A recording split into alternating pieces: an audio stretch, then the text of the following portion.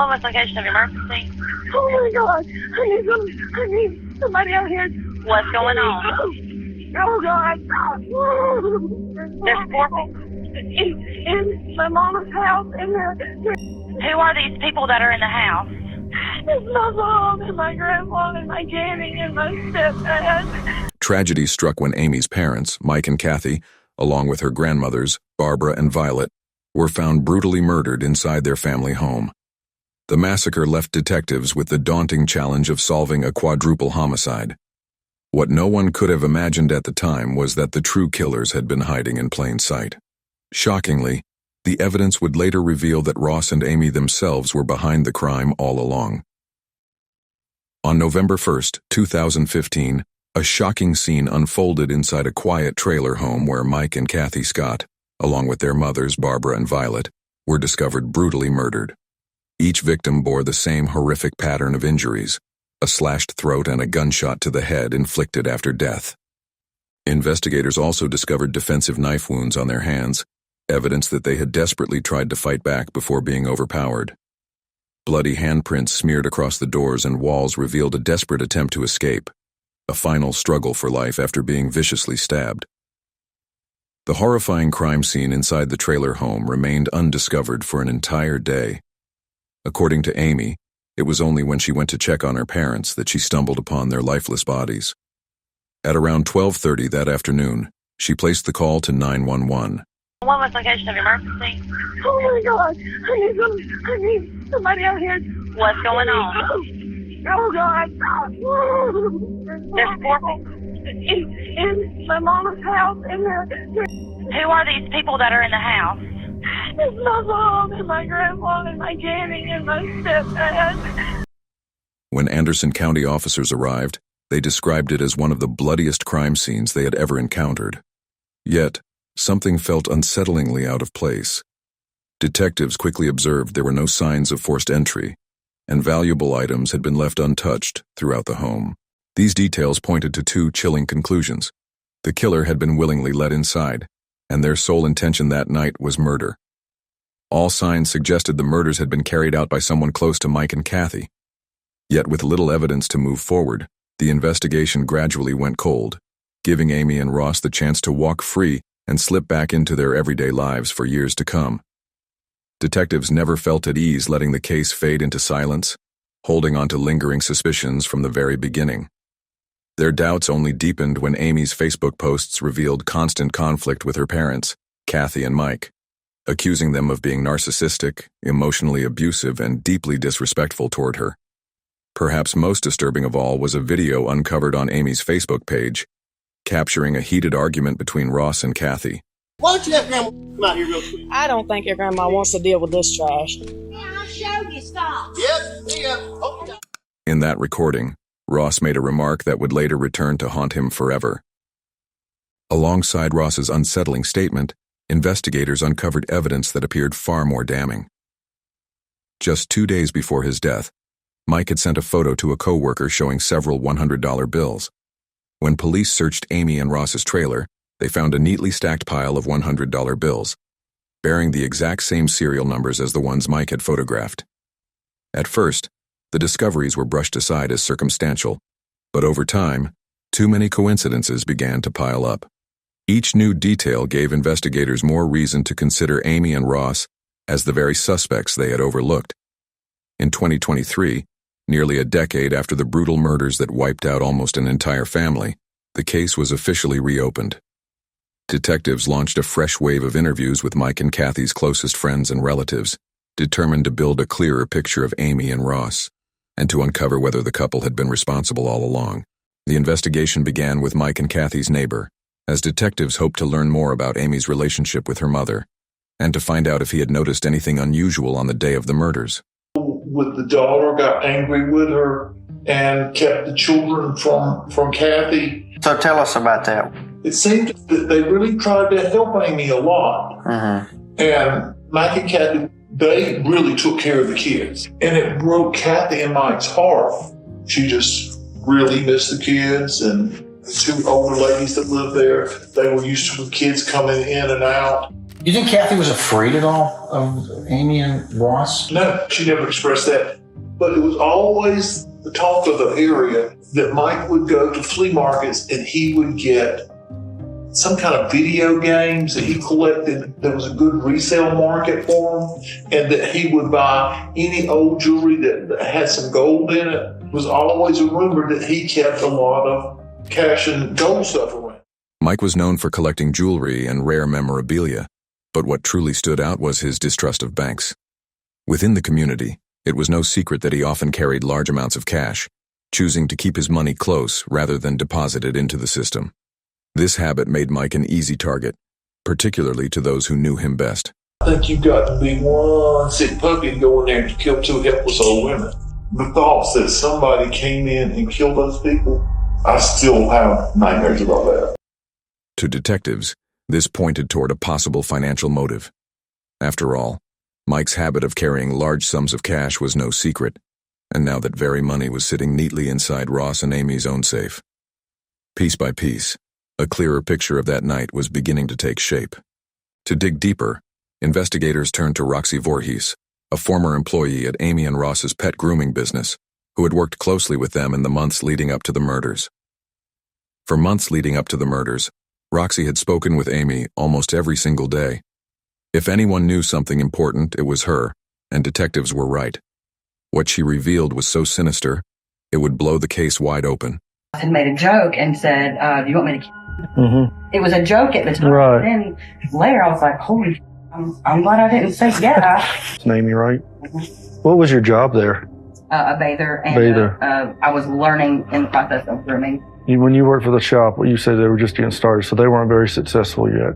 They appeared that they were fine. Okay. But then I would hear arguments of them, and a lot of it was money related. When I started working for her, I seen Kathy and Mike at the grooming shop. I was in the back grooming, so I didn't hear everything that was going on, but it was something to do with money. Okay. Throughout working there, she'd always tell me about how she was treated growing up and all of that. What kind of stuff would she say about how she was treated? She told me that she was always a daddy's girl, and she said her dad he was working on a car and it crushed him, and he was placed in the hospital. Mm-hmm. And her mom decided to pull the plug. She always hated her mom for that. Detectives soon uncovered that Amy and Ross's grooming business was far less successful than they had led others to believe. Bank records revealed that in 2013, their verified income totaled just $25,622, a figure that painted a very different picture from the one they presented to the world. Yet only a year later, in 2014, Ross made a series of lavish purchases that raised serious questions. He spent $14,200 on a Ram truck, $5,700 on a Mustang, $10,000 on a Harley FXE, and another $5,000 on a Harley XL, nearly $35,000 in luxury spending, despite the couple's reported income being just $25,000. With reckless spending far beyond their means, the couple found themselves in desperate need of money, and they needed it badly. By 2014, their business was collapsing, bringing in just over $3,000 for the entire year. The couple was drowning financially and teetering on the edge of bankruptcy. So when investigators later uncovered $67,000 in cash hidden inside their home, it was clear something about their story didn't add up. Ross insisted that the money had been saved over the years, but detectives weren't convinced. At the very least, they believed Ross and Amy had stolen it from the house on the night of the murders. Still, much of this information had already been uncovered nearly 8 years earlier, and it remained circumstantial. For all investigators knew at the time, Amy might have discovered the bodies in the trailer and, in a moment of desperation, taken the cash before calling the police. Something had to set this new investigation apart from the one nearly a decade earlier. And soon detectives uncovered the most blatant and crucial piece of evidence yet. While reviewing CCTV footage from around town on the night of the murders, investigators spotted Ross leaving a gas station. At first, nothing about the clip seemed unusual, until they looked a little closer. On closer inspection, Ross was wearing Asics Gel Speedstar 5 sneakers, the exact model with a sole pattern that perfectly matched the bloody footprints left inside the trailer. The shoe company itself later confirmed the design, noting that the pattern was unique to this specific model. To detectives, the evidence was undeniable. Ross Valardi was the killer. By now, the evidence had formed a chilling picture: the stacks of cash hidden in Ross and Amy's home, the $100 bills traced back to Mike, the matching footprints from Ross's sneakers, and the bitter history of conflict with Mike and Kathy. Convinced they finally had enough to move forward, investigators prepared to confront the couple. On December 11th, 2023, police arrived at Ross and Amy's new home, ready to uncover the truth about what really happened that night once and for all. Hey, are you Ross? I'm Tyler Duncan. I'm with Anderson County Sheriff's Office. This is Steve. How you doing? How's it going? I got assigned the case about the homicide that happened in Pendleton in 2015. Okay. Is Amy here? Sure. So since she's the one that called 911, I think you were there also. We'd like to talk to you. If you want to come on out, we'll talk to you and then we can talk to her. Can you describe, I guess, your relationship with Mike and Kathy? I had a good relationship with Kathy. My relationship with Mike was really great, actually. It kind of turned sideways a little bit July 4th. So I think y'all had got married that year, is that right? Correct. In 2015? Yes, October 24th. The 24th. That would have been, what, about a week or so before? Yep. The last time that I saw Mike and Kathy was before Amy and I left to come down that Halloween. We had just gotten back from my mom and dad's. She went to knock on the back door, but the back door kind of just like was already cracked open or something like that. And that's when she apparently found the scene that she found. She went bolting back out of the house. I think she called 911 before she called me, if I remember correctly. So you didn't go over to the other trailer? No. Or to Mike and Kathy's trailer? Correct. I never went in that trailer that day. So after you last seen them, you never went in their place again? Correct. Yeah. Detectives carefully set a trap, knowing the footprints proved beyond doubt that Ross had stepped inside the house on the night of the murders. For now, they allowed him to weave his story of lies, planning to confront him later with the undeniable evidence, hoping the shock would push him into a full confession. A couple things that kind of were red flags, but I don't know if they have anything to do with this or not. Mike bought and sold a lot of items, and some of the people that he was buying from were pretty shady sometimes. So that's another kind of red flag that I had as I was trying to just replay like events leading up to the homicide. Should I have seen something? You're just starting out with this. If you were us, what would you do? What do you think happened there, Ross? He's the first gentleman that's asked me that. TV shows that I watch always say, follow the money. And you find out where the real motives are. Ross continued to talk himself deeper into trouble without even realizing it. The trail of cash pointed directly back to him and Amy, leaving little room for doubt. What Ross didn't know was that detectives had already pieced together his scheme.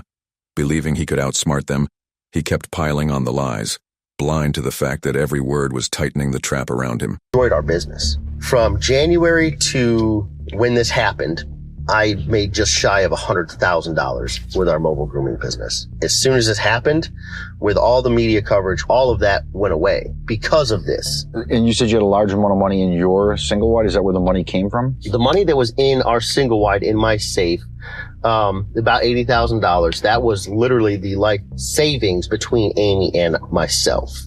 Detectives could see straight through Ross's lies, but rather than call him out immediately, they chose patience. For now, they kept the conversation calm and civil, waiting until after their interview with Amy to confront Ross with the truth. A little bullshit out of that front seat right now so Amy can get in. He's the victim, you know. Oh, I got that very quickly. But follow the money. Follow the money. You could tell that he's... Yeah, I saw him. And every time he's talking, he can't look at you in the face. I know. You got a tiger by the tail here, though, buddy. Don't think you don't. This is a career case, let me tell you. Your grandmother, and then obviously Mr. Scott and his mom. What do you remember? What can you help us with? Where should we look? Yeah, me and my therapist talk about that a lot. Obviously, you got to know finding people doesn't really leave you in the right state of mind. Can do things to you. Yes, ma'am. And then everything that ensued. I mean, honestly, I can barely remember the funerals. Ross, tell us a little bit about the relationship between, I guess y'all and the family something happened? We got into it around 4th of July or something with Mike, but he wasn't a nice person at all. Because I told my mom, look, I don't like it. My kids can't come over there until we straighten some stuff out. So at the time of the murders, you and your mom were back talking, everything was kind of getting patched up? Me and my mother was not a horrible person. She was prickly. She always hated her mom. So can you tell us a little bit about that weekend when were you gone, when you got home and you found the bodies, or what happened? We brought his mom's, my mother-in-law, to do Halloween. We went down there, we spent the weekend. What day did y'all leave to go down? Friday night. Friday night. I drove myself quite crazy for about a couple of years there. And I've chosen to step away, and I've got to be healthy, and I've got kids, and I've got a life to live, and if somebody else dropped the ball on it, it's not on me anymore. Okay. Well, if we just ask Ross a couple more things, and we'll be out of here. With Amy's interview complete, detectives were finally ready to make their move. This was no longer about suspicion. They were prepared to look Ross in the eye and make it clear. They didn't just think he was involved in the murders, they knew he was the one who did it. A couple more things, and we're going to get out of here, okay? There was something that had come up. You remember owning a red pair of shoes? Red pair of shoes? ASIC Speed Star shoes. Don't recall. These ASIC Speed Star shoes. Yeah, okay, I remember those shoes. What happened to the shoes?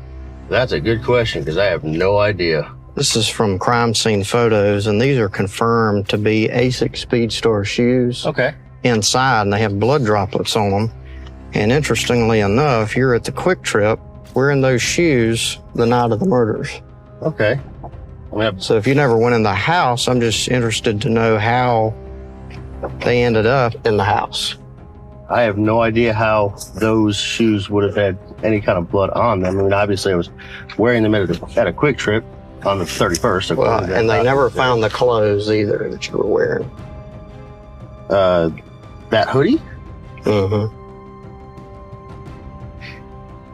Let me think here. If y'all left on Halloween afternoon, but you're on video there, the timeline doesn't add up. The fact that your shoes are inside of the house in blood, that's a big problem. Again, I don't know where the shoes are at the moment, and I don't remember whatever happened to those particular shoes.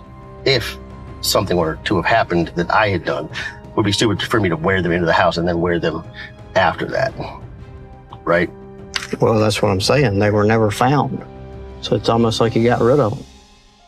I highly doubt I got rid of them then, but I mean... Here's the bottom line, okay? Mm-hmm. So we know what happened, and we're about to prove it.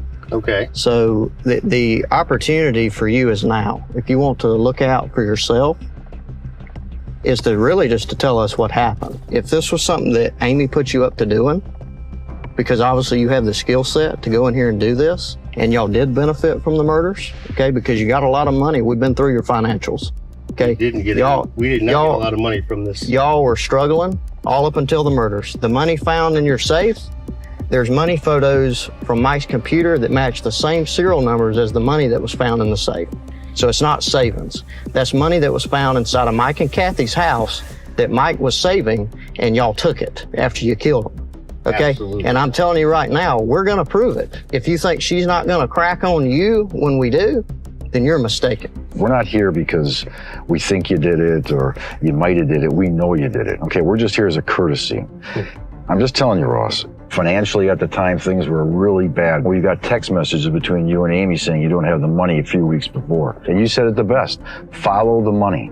We did that. We led right into your single wide. It's piling up, Ross. You don't want to roll the dice on this, I'm telling you. It's not going to come up pretty.